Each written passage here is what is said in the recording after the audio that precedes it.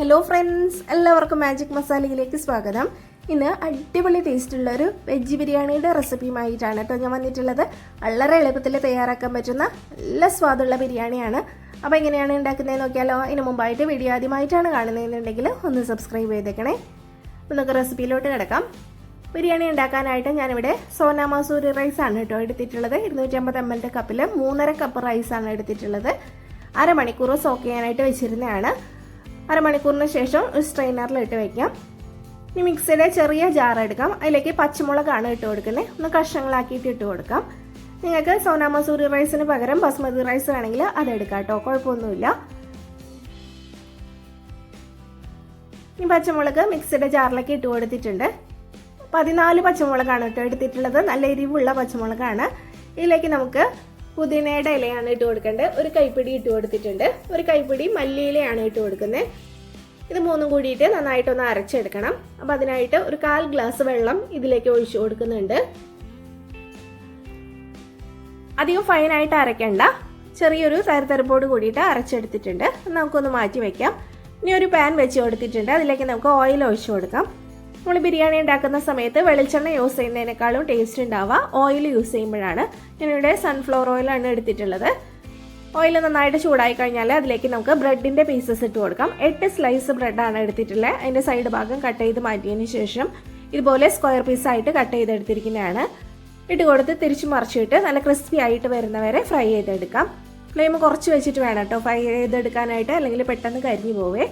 അപ്പോൾ ബ്രെഡിൻ്റെ പീസസ് ഇതുപോലെ വെജ് ബിരിയാണിയിൽ ഇട്ട് കൊടുക്കുകയാണെങ്കിൽ കൂടുതൽ സ്വാദാണ് കേട്ടോ കഴിക്കാൻ. ഇനി പാനിലേക്ക് നമുക്ക് കുറച്ച് ഓയിൽ ഒഴിച്ചു കൊടുക്കാം. ഒരു വലിയ സവാള നീളത്തിൽ നൈസായിട്ട് കട്ട് ചെയ്തെടുത്തിരിക്കുന്നതാണ്, അത് ഇട്ട് കൊടുത്തിട്ടുണ്ട്. അത് നന്നായിട്ട് ക്രിസ്പി ആയി വരുന്നവരെ നമുക്ക് ഫ്രൈ ചെയ്തെടുക്കണം. അപ്പോൾ അത് ഫ്രൈ ആയി വരുന്ന സമയം കൊണ്ട് നമുക്ക് കുക്കർ അടുപ്പത്ത് വെച്ച് കൊടുക്കാം. നന്നായിട്ട് ചൂടായിട്ടുണ്ട്. ഇതിലേക്ക് 3 ടേബിൾ സ്പൂൺ ഓയിൽ ഒന്ന് ചൂടായതിന് ശേഷം ഇതിലേക്ക് നമുക്ക് സ്പൈസസ് ഇട്ട് കൊടുക്കാം. ഇനിയിപ്പോൾ കറുവാപ്പട്ട എടുത്തിട്ടുണ്ട്. അതുപോലെ തന്നെ 4-5 ഗ്രാമ്പു എടുത്തിട്ടുണ്ട്. 3 ഏലക്ക എടുത്തിട്ടുണ്ട്. അതുപോലെ തന്നെ 1/4 ടേബിൾ സ്പൂൺ സാജീരകല്ലേ, ബിരിയാണിയിൽ ഇടുന്ന ജീരകമാണ്, അത് എടുത്തിട്ടുണ്ട്. 1/2 ടീസ്പൂൺ പെരിഞ്ജീരകം എടുത്തിട്ടുണ്ട്. പിന്നെ നമുക്കിതിലേക്ക് വേണ്ടത് കുരുമുളകാണ്. ഒരു 4-5 കുരുമുളക്. ഇത്രയും സ്പൈസസ് ആണ് കേട്ടോ എടുത്തിട്ടുള്ളത്. അത് ഇതിലേക്ക് ഇട്ട് കൊടുത്തിട്ടുണ്ട്. അത് ചെറുതായിട്ടൊന്ന് മൂത്ത് വന്നാൽ നമുക്കിതിലേക്ക് നമ്മൾ സ്ട്രെയിനറിൽ ഇട്ട് വെച്ചിരുന്ന റൈസില്ലേ അത് ഇട്ട് കൊടുക്കാം. വെള്ളമൊക്കെ നന്നായിട്ട് വാർന്നു പോയിട്ടുണ്ട്. ഇട്ട് കൊടുത്തതിന് ശേഷം ഈ റൈസ് ചെറുതായിട്ടൊന്ന് നമ്മൾ വറുത്തെടുക്കണം. ഒരുപാട് ക്രിസ്പി ആയിട്ട് വരുന്നവരെയൊന്നും ഫ്രൈ ചെയ്തെടുക്കണ്ട. അങ്ങനെ ആക്കുകയാണെങ്കിൽ കുറേ സമയം എടുക്കും. നമ്മളിത് സോക്ക് ചെയ്ത റൈസ് ആയതുകൊണ്ട് ക്രിസ്പി ആയിട്ട് വരാനൊക്കെ ആണെങ്കിൽ കുറേ സമയം എടുക്കും. അപ്പോൾ അത്രയൊന്നും വേണ്ട. ഒരു 4-5 മിനിറ്റ് ഹൈ ഫ്ലെയിമിൽ വെച്ചിട്ട് ഇളക്കി കൊടുത്തുകൊണ്ടേ ഇരുന്നാൽ മതി. അപ്പോൾ അത്യാവശ്യം ഒന്ന് ചെറുതായിട്ട് ഫ്രൈ ആയിട്ട് വരും. റൈസ് ഇവിടെ റെഡി ആയിട്ടുണ്ട്. നമുക്ക് ഇനി ഇതിലേക്ക് വെള്ളം ഒഴിച്ചു കൊടുക്കാം. 1 കപ്പ് റൈസിന് 1.5 കപ്പ് വെള്ളമാണ് ഒഴിച്ചു കൊടുക്കുന്നത്. വെള്ളം നന്നായിട്ടൊന്ന് ചൂടായിട്ട് എടുത്തതാണ് കേട്ടോ, തിളപ്പിച്ചെടുക്കുകയാണെങ്കിലും കുഴപ്പമില്ല. അപ്പോൾ നന്നായിട്ട് ചൂടായിട്ടുള്ള വെള്ളമാണ് ഞാൻ ഇതിലേക്ക് ഒഴിച്ചു കൊടുക്കുന്നത്. അപ്പോൾ പെട്ടെന്ന് തന്നെ നമുക്കത് റെഡി ആയിട്ട് കിട്ടും. ഇതിലേക്ക് ആവശ്യത്തിനുള്ള ഉപ്പിട്ട് കൊടുക്കാം.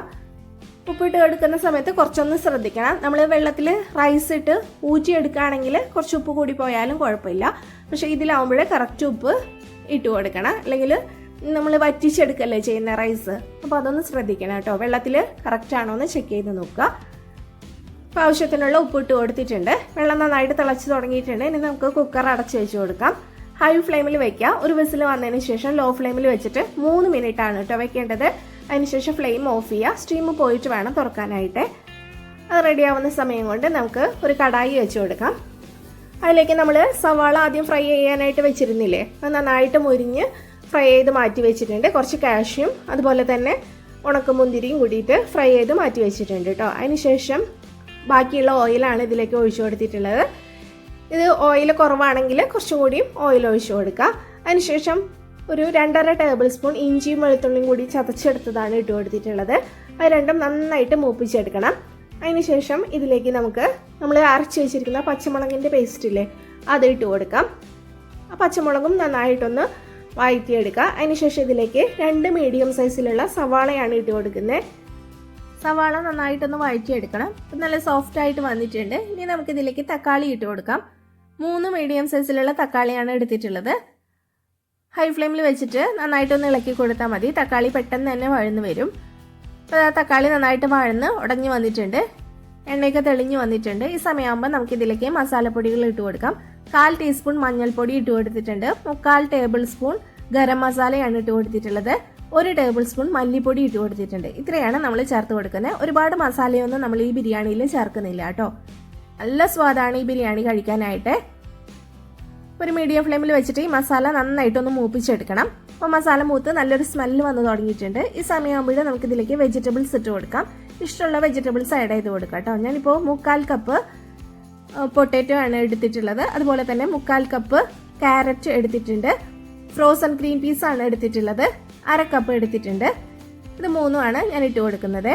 നന്നായിട്ട് മിക്സ് ചെയ്തെടുക്കാം.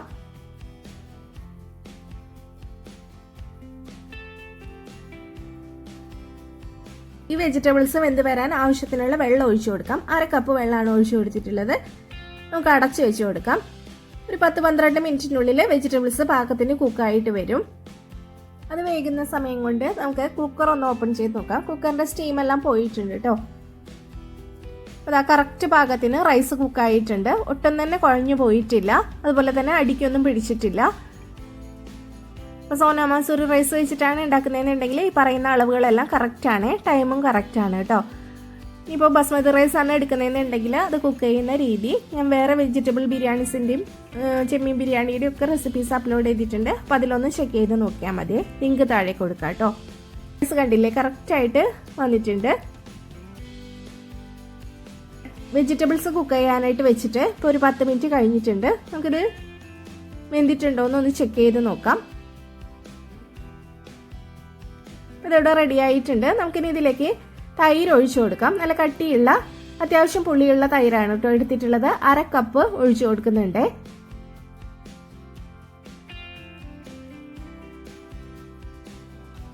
നമ്മളിതിൽ ഉപ്പ് ചേർത്തിട്ടില്ല. 1/4 ടേബിൾ സ്പൂൺ ഉപ്പ് ഇട്ട് കൊടുത്തിട്ടുണ്ട്. നന്നായിട്ടൊന്ന് മിക്സ് ചെയ്തെടുക്കാം.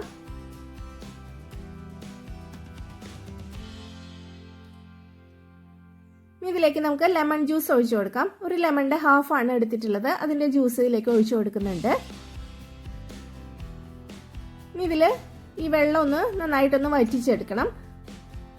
ഉപ്പ് കുറച്ച് കുറവാണ്, അപ്പോൾ അതും കൂടി ഇട്ട് കൊടുത്തിട്ടുണ്ട്. ഒന്ന് ഡ്രൈ ആയിട്ട് വരുന്നവരെ നമുക്കിതൊന്ന് തുറന്ന് വെച്ചിട്ട് ഇളക്കി കൊടുക്കാം. ഇതിലെ വെള്ളമൊക്കെ നന്നായിട്ട് വറ്റി എണ്ണ തെളിഞ്ഞു തുടങ്ങിയിട്ടുണ്ട്. ഇതിലേക്ക് ഒരു 3/4 ടേബിൾ സ്പൂൺ നെയ്യും കൂടി ഒഴിച്ചു കൊടുത്തിട്ടുണ്ട്. നന്നായിട്ടൊന്ന് മിക്സ് ചെയ്തെടുക്കാം.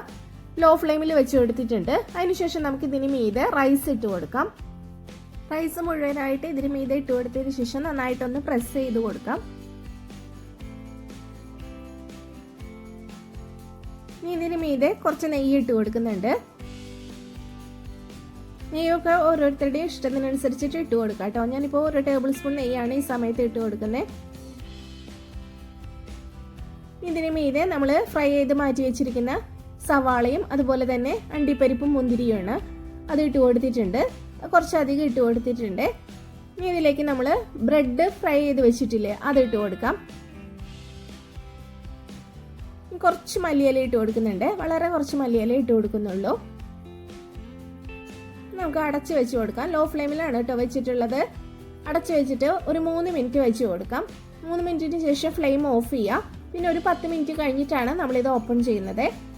അപ്പോൾ 10 മിനിറ്റ് കഴിഞ്ഞിട്ടുണ്ട്. നല്ല സ്മെല്ലാണ് കേട്ടോ ഇത് തുറക്കുന്ന സമയത്ത്. നമ്മുടെ അടിപൊളി വെജ് ബിരിയാണി റെഡി ആയിട്ടുണ്ട്. നല്ല സ്മെല്ലാണ് കേട്ടോ ഇത് തുറക്കുന്ന സമയത്ത്. നമ്മുടെ അടിപൊളി ടേസ്റ്റുള്ള വെജ് ബിരിയാണി റെഡി ആയിട്ടുണ്ട്. നമുക്കിതൊന്ന് മിക്സ് ചെയ്തെടുക്കാം. ഇത് ഒരുപാട് സമയം ദം ചെയ്ത് വെക്കരുത് കേട്ടോ. നമ്മൾ ഇത് ഒരുപാട് സമയം നമ്മൾ ദം ചെയ്ത് വെക്കരുത്. നമ്മൾ ബ്രെഡ് ഇട്ടിരിക്കുന്നതുകൊണ്ട് ബ്രെഡ് വളരെ സോഫ്റ്റ് ആയിട്ട് പോവും. അപ്പോൾ ഈ ഒരു സമയം കറക്റ്റ് ചെയ്തെടുത്താൽ മതി. നന്നായിട്ട് മിക്സ് ചെയ്തെടുത്തിട്ടുണ്ട്.